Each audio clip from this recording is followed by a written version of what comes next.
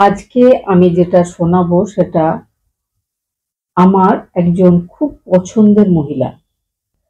তার জীবনে অনেক কিছু ঘটেছে, সেটা এইভাবে গল্পে বলা সম্ভব না। কিন্তু আমি চেষ্টা করব মেইন কিছু অংশ ছোট করে শোনাবার। অনেকেরই আপনাদের জানা, কিন্তু তাও বেশ কয়েকদিন ধরে ইচ্ছা হচ্ছিল যে ফুলন দেবীর ব্যাপারে আপনাদেরকে বলি।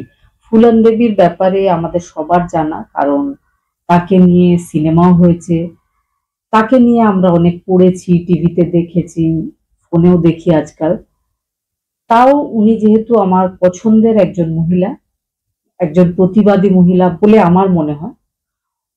অন্য অনেকের আরো আলাদা মতামত থাকতেই পারে, কিন্তু আমার মনে হয় যে একজন সাহসী মহিলার কথা যদি আসে তাহলে অবশ্যই তার নামটা উল্লেখ করা উচিত।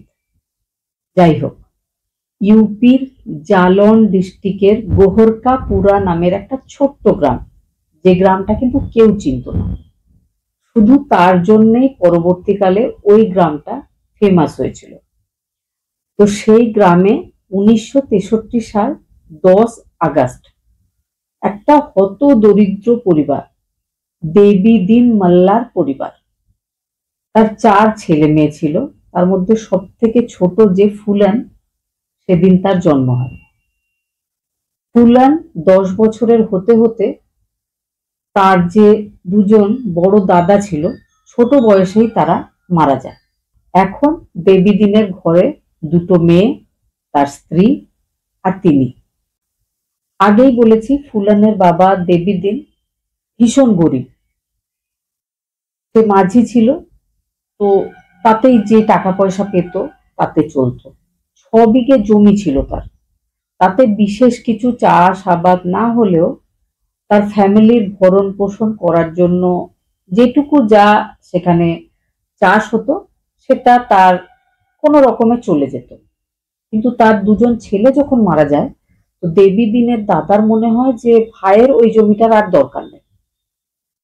তিনি অবৈধ কবজা করে ফেলেছিলেন নিজের ছোট ভাইয়ের জমিটার উপর। দেবী দিন মুখচোরা মানুষ, কিছু করতে পারেননি। তিনি বাড়িতে এসে কাঁদতে কাঁদতে ব্যাপারটা নিজের স্ত্রীর সাথে গল্প করেছিলেন।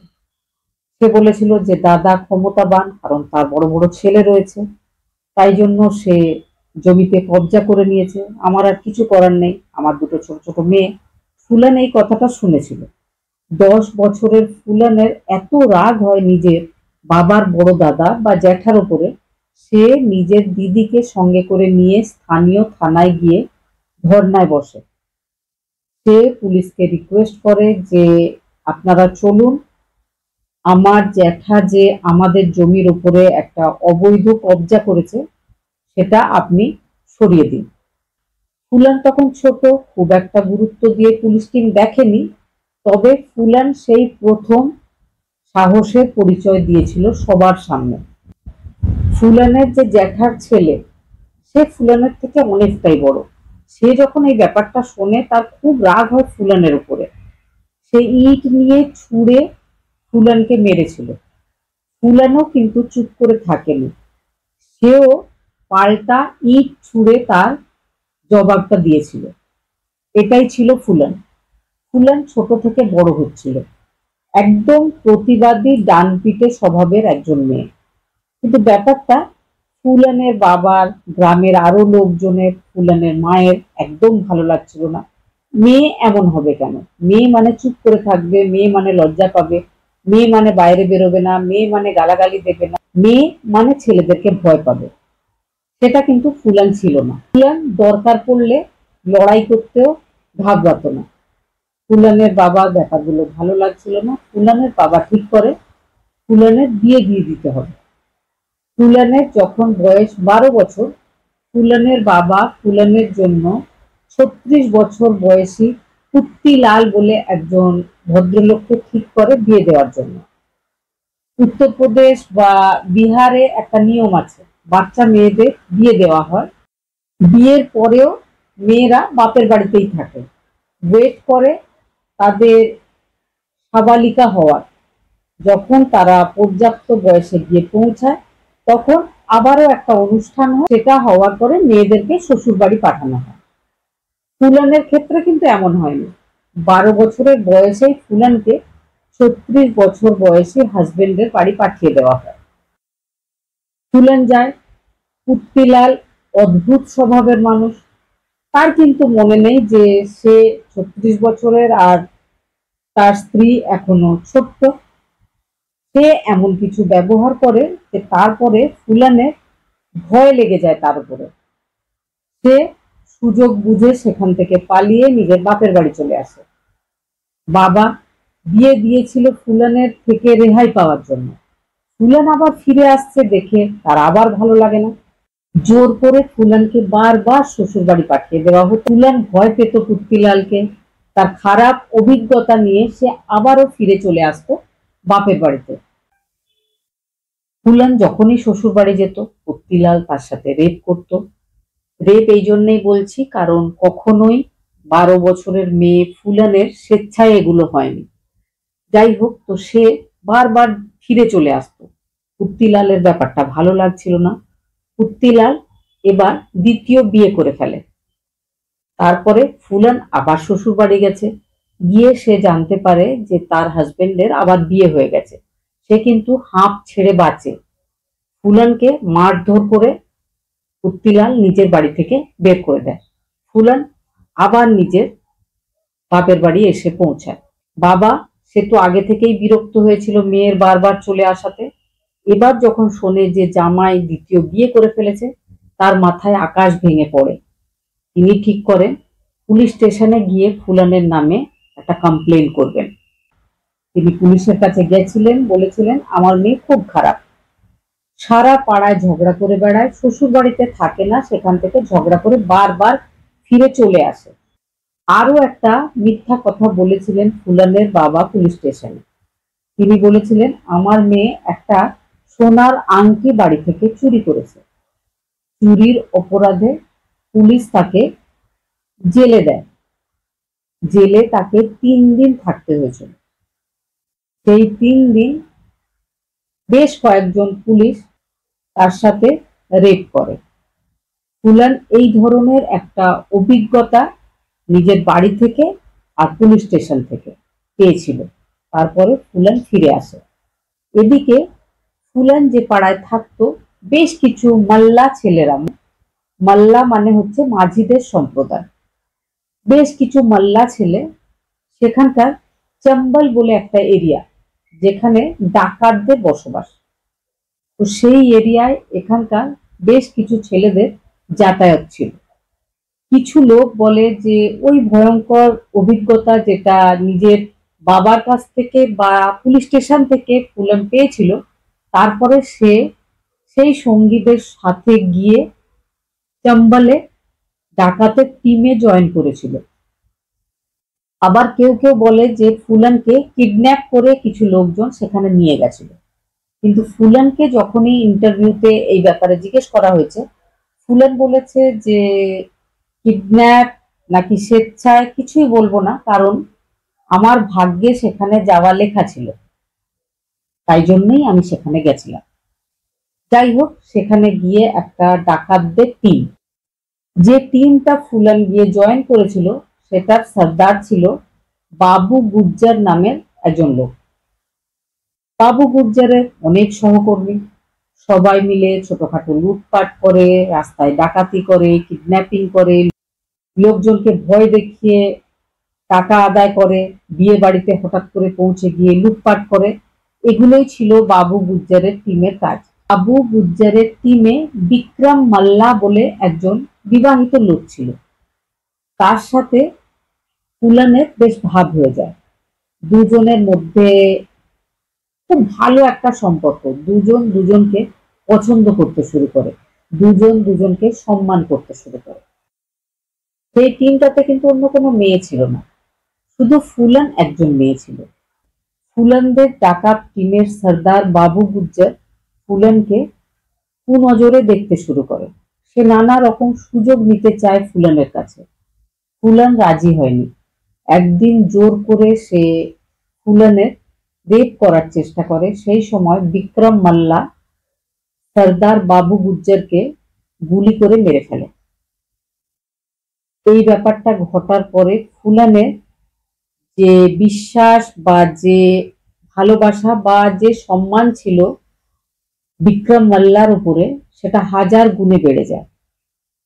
বাবু গুজ্জর মারা যাওয়ার পরে বিক্রম মাল্লা হয়ে যায় ওই ডাকাত দলের হেড বা সর্দার।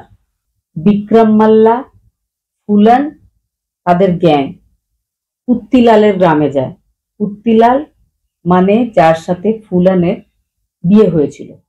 কুত্তিলালকে তার ঘর থেকে টেনে বের করা হয়, তাকে মারধর করা হয়, তাকে বলা হয় যে তুমি নিজে 36 বছর বয়সী হয়ে একটা 12 বছরের মেয়ের সাথে যে ব্যবহার করেছিলে তার জন্য তোমাকে এই শাস্তি দেওয়া হচ্ছে। আর একটা বোর্ড লিখে টাঙিয়ে দিয়ে আসা হয় সেখানে যে আজ থেকে যদি কোনো লোক ছোট বয়সী মেয়েদের সাথে বিয়ে করে তাকে কিন্তু গুলি করে মেরে ফেলা হবে। এদিকে বাবু গুজ্জারের দুজন খুব কাছের লোক, দুজন রাজপুত লোক, একজনের নাম শ্রীরাম আর একজনের নাম লালারাম। তারা কিন্তু এই ব্যাপারটা জেলে বসে শোনে। তারা জেলে ছিল সেই সময়, তাদের সর্দারকে বিক্রম মাল্লা মেরে ফেলেছিল। তারা জেল থেকে দিন গুনতে শুরু করে কখন তারা বেরোবে, আর তাদের সর্দার বাবু গুজ্জারকে যে মেরে ফেলেছে বিক্রম, সেই বদলাটা নেবে। তারা বেরিয়ে আসে। তারা কাউকে কিচ্ছু না জানিয়ে চুপচাপ আড়াল থেকে গুলি করে বিক্রম মাল্লাকে মেরে ফেলে। এবার বদলা নেওয়া বাকি ছিল ফুলানের কাছে। তারা কিন্তু জানতো যে বাবু গুজ্জারের প্রাণ গেছে শুধুমাত্র ওই ফুলানের জন্য। তারা দুজন মিলে ইউপিতে তাদের যে গ্রাম বেহমাই নামের একটা গ্রাম, সেখানে জোর করে ধরে ফুলানকে নিয়ে যায়। শ্রীরাম আর লালারাম নিজের গ্রামের চারিদিকে বিবস্ত্র করে ফুলানকে ঘোরায়। তারপরে 3 সপ্তাহ ফুলানকে সেই গ্রামের একটা ছোট্ট ঘরে বন্ধ করে রাখা হয়। ফুলান জানে না কখন দিন হতো কখন রাত হতো। ওটা ছিল একটা রাজপুতদের গ্রাম।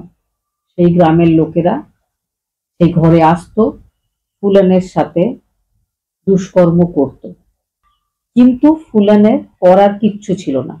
ফুলানের টিমেও ফুলানের কিছু কাছের লোকজন ছিল, মান সিং মাল্লা নামের একটা ছেলে, আরো 2জন সাথী যারা বিক্রম মাল্লাকে ভালোবাসতো। তারা ফুলানকেও সম্মান করত।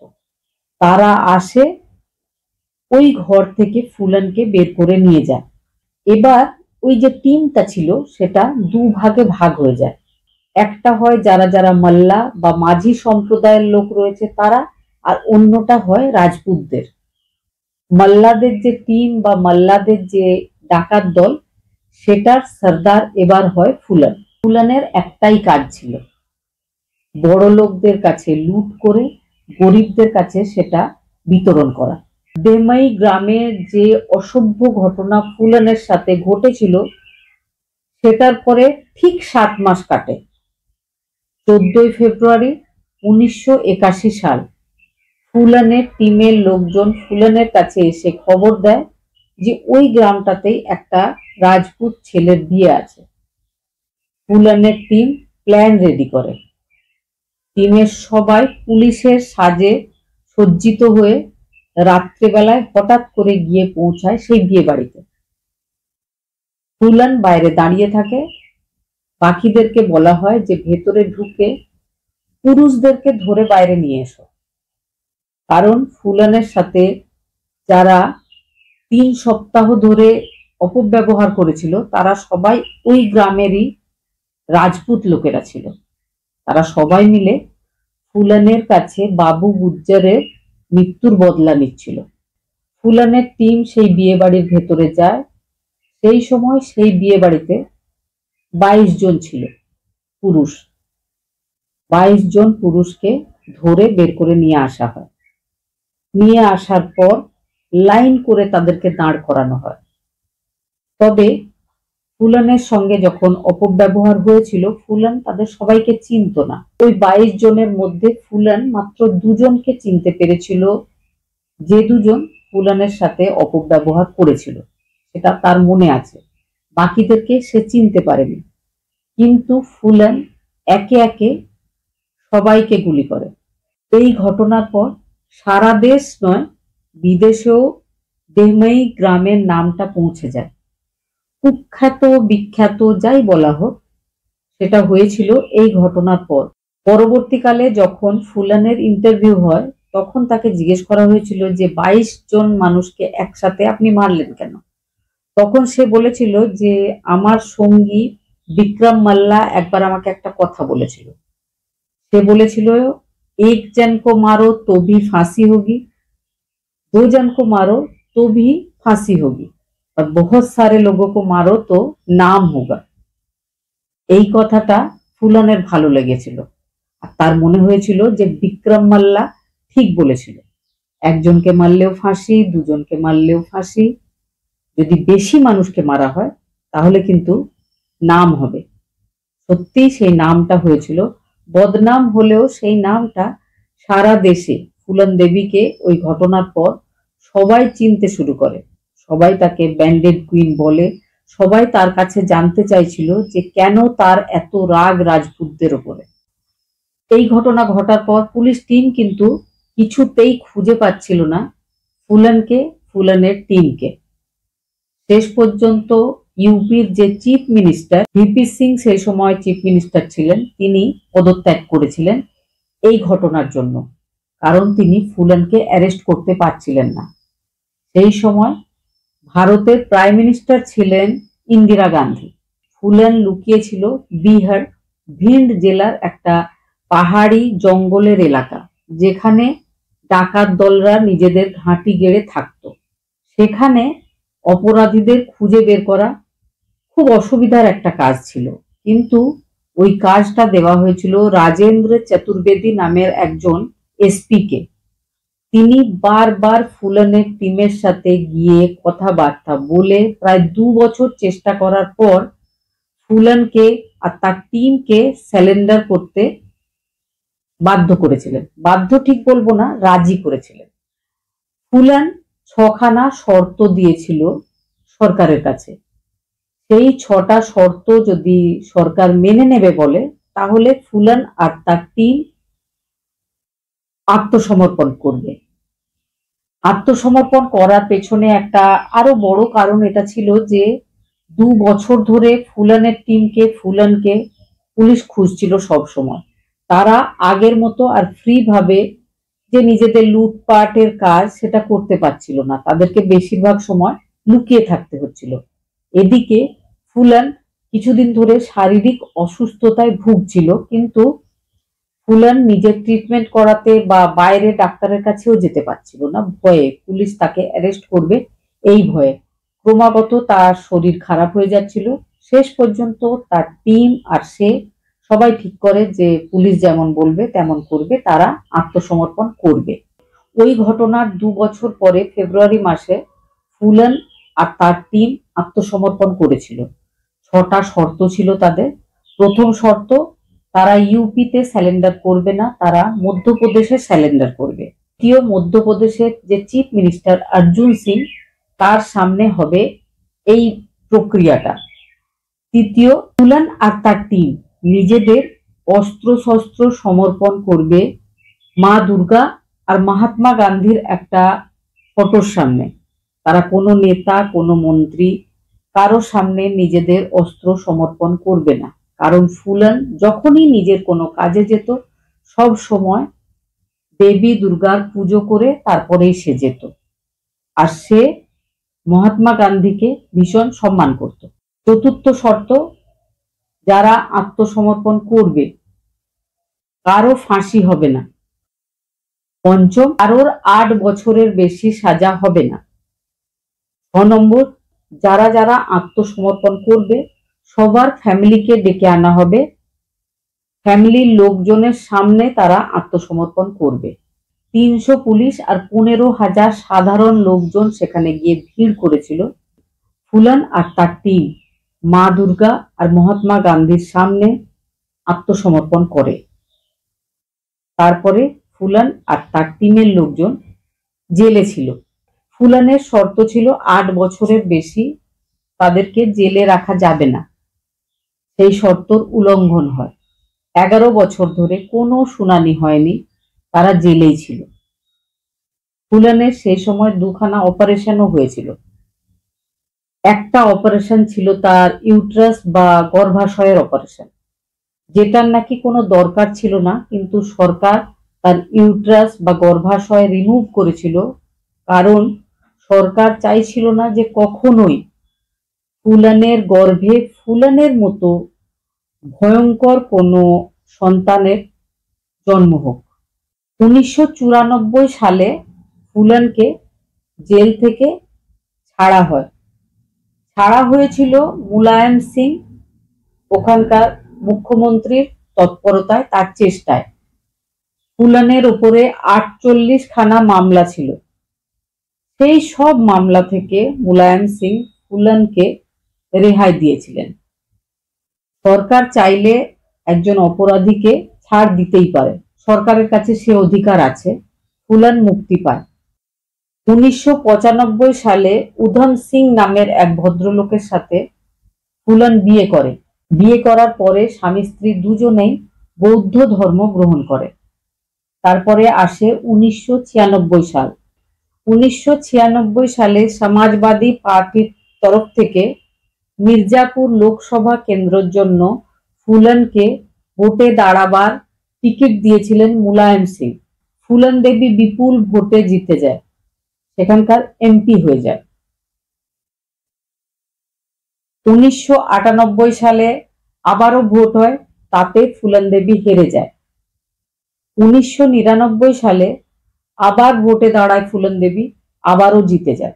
25 জুলাই 2001 তিনজন মুখোশধারী তার বাড়িতেই এসে তাকে গুলি করে। ফুলান মারা যায়। তারপরে পুলিশ টিম খুঁজছিল কে এই ঘটনা ঘটিয়েছে, পুলিশ খুঁজে পাচ্ছিল না। তারপরে হঠাৎ করে শের সিং রানা বলে একজন পুলিশ স্টেশনে এসে আত্মসমর্পণ করে। সে ছিল একজন রাজপুত। সে বলেছিল যে 22 জন রাজপুতকে ফুলান দেবী মেরেছিল, সেটার বদলা সে নেবে ঠিক করেছিল। তখন থেকেই সে এইভাবেই বড় হয়েছিল। এখন সময় হয়েছে, তাই সে ফুলান দেবীকে মেরে ফেলেছে, তার বদলা পুরো হয়ে গেছে। সে এটাও বলেছিল সে চেয়েছে বলে সে পুলিশকে ধরা দিয়েছে, পুলিশ চাইলে কিন্তু তাকে ধরতে পারবে না। সে আত্মসমর্পণ করে। হঠাৎ করে সে জেল থেকে আবার পালিয়ে গেছিল, আফগানিস্তান চলে গেছিল।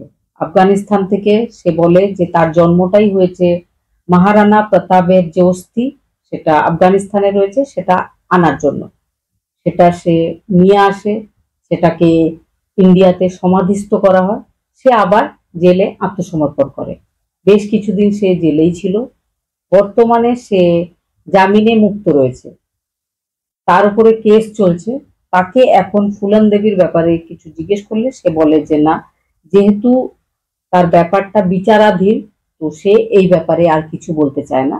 কিন্তু সে নিজেই বলেছিল যে 22 জন যে রাজপুত মারা গেছিল, তো সে ফুলান দেবীকে মেরে, সে যেহেতু একজন রাজপুত, সেই বদলাটা নিয়েছে।